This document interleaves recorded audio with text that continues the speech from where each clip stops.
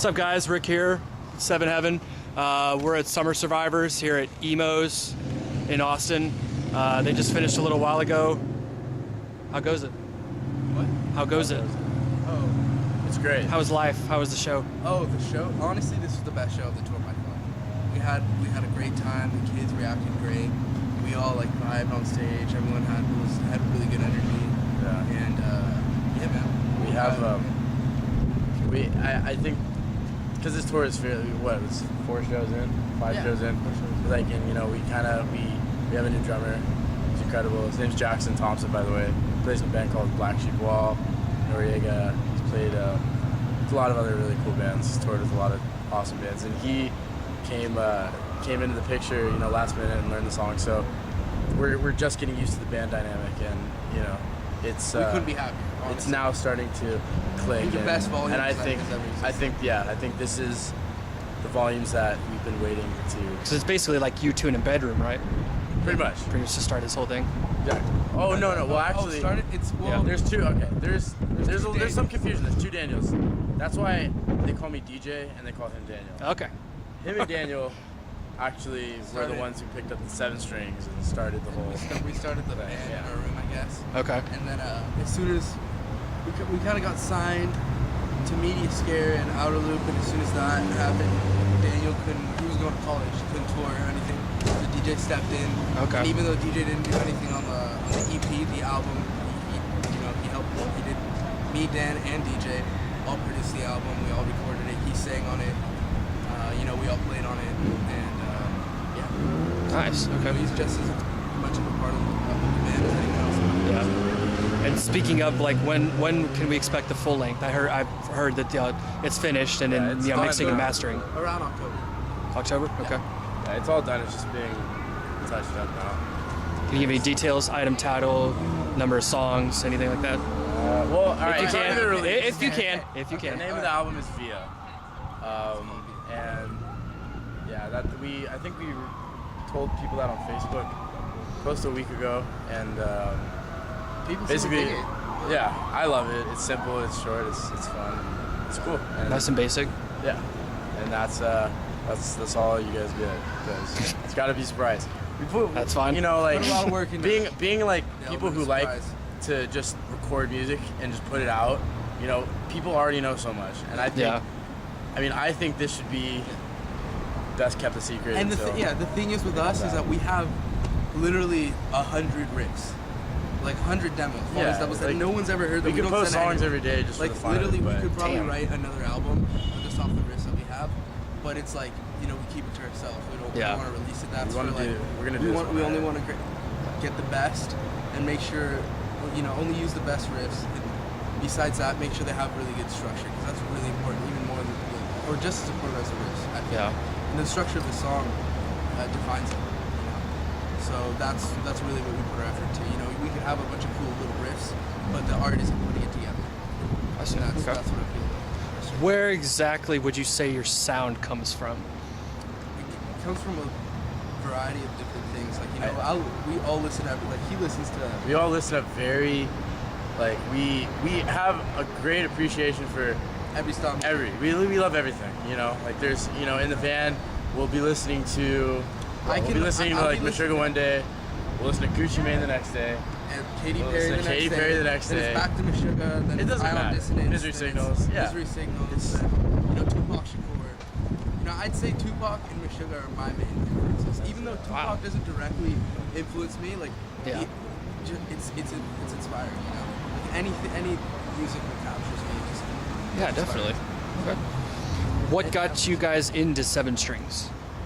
Honestly, well, what happened was that we were playing 6 strings and we decided to tune an A, and it just like I didn't want to play a baritone. I just thought it would be cooler to pick up Drop a A? string. Yeah, drop A. Okay.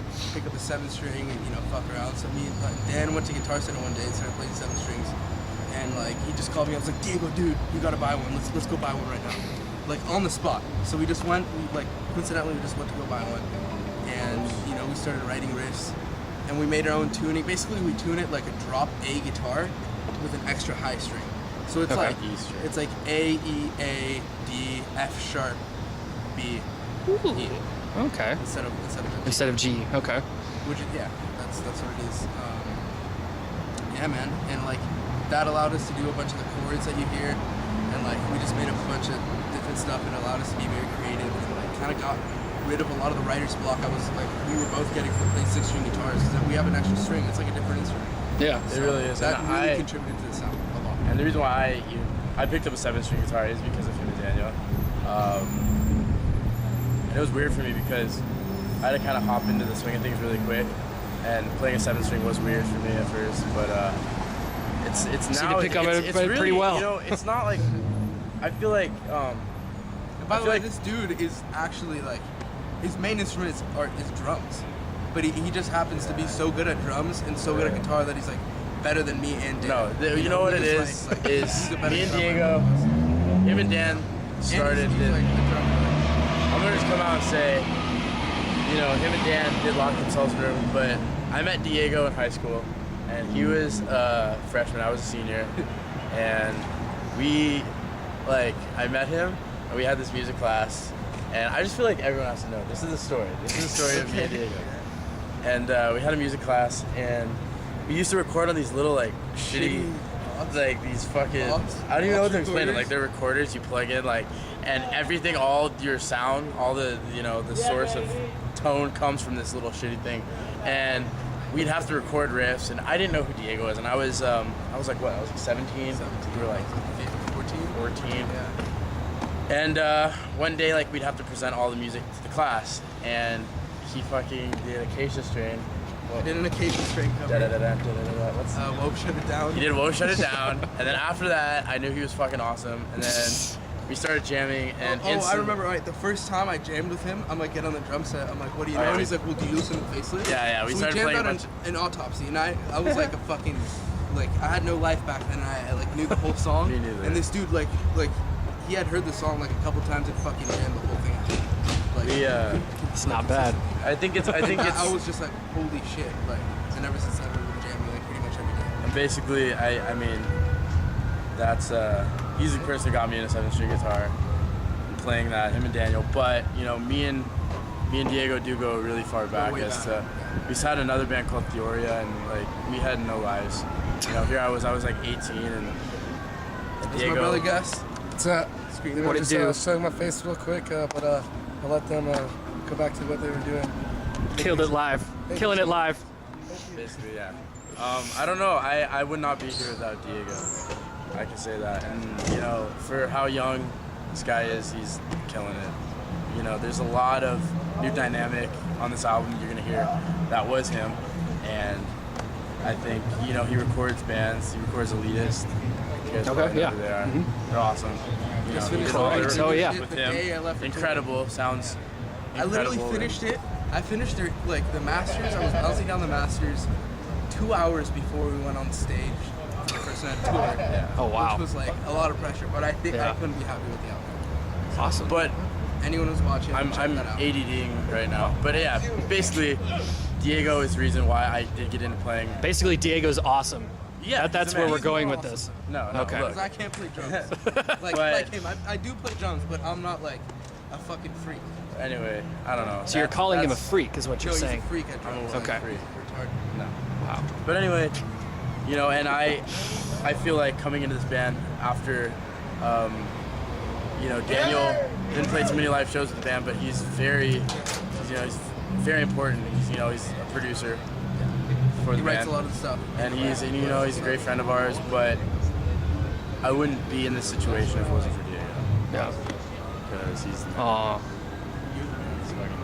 Dude, There you go. There's a little when bromance right Daniel there. Left, like, you know, Daniel and I started the project and it wasn't really that serious, but when it got serious, you know, Daniel left and like the only other person I could ever like choose to be in a band with to play guitar or drums. Yeah. So that's awesome. And that's where the 7-string thing came from, because it wasn't heavy enough, and then. But it really is a tool. I just Yeah.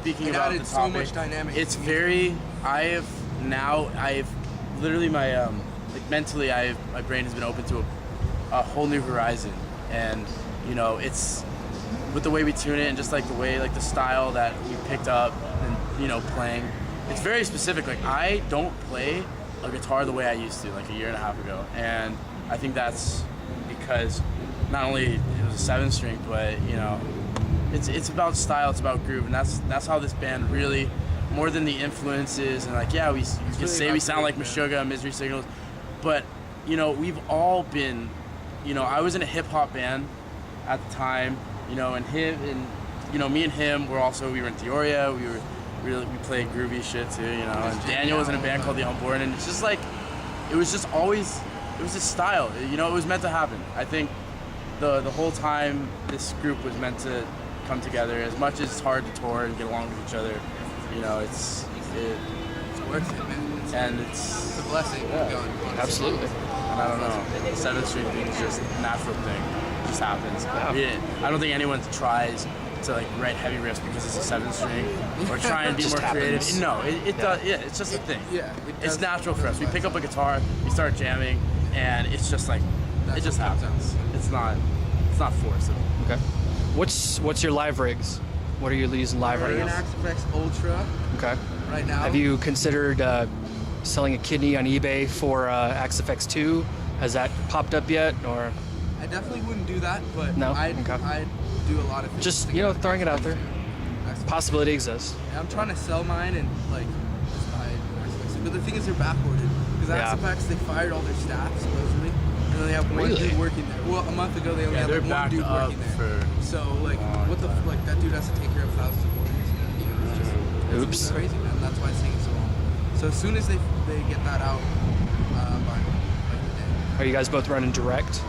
Or what? No. Or both No, running no, direct into cabs. It cabs? Okay. depends. Like if we play Yeah, if we were at playing a really yeah. good venue with a really good PA system, obviously. If we had our own yeah, sound guy with us, and like, you know, if we were playing, a house you know, room. yeah, really venues where you trust your sound guy, you trust your monitor mix, you trust that all. I think it'd be awesome to go direct in, honestly. Yeah. You know, you don't. But the thing what is, Meshuggah does. we're still playing. You know, we still play at places where, you know, we'll play parties here and there.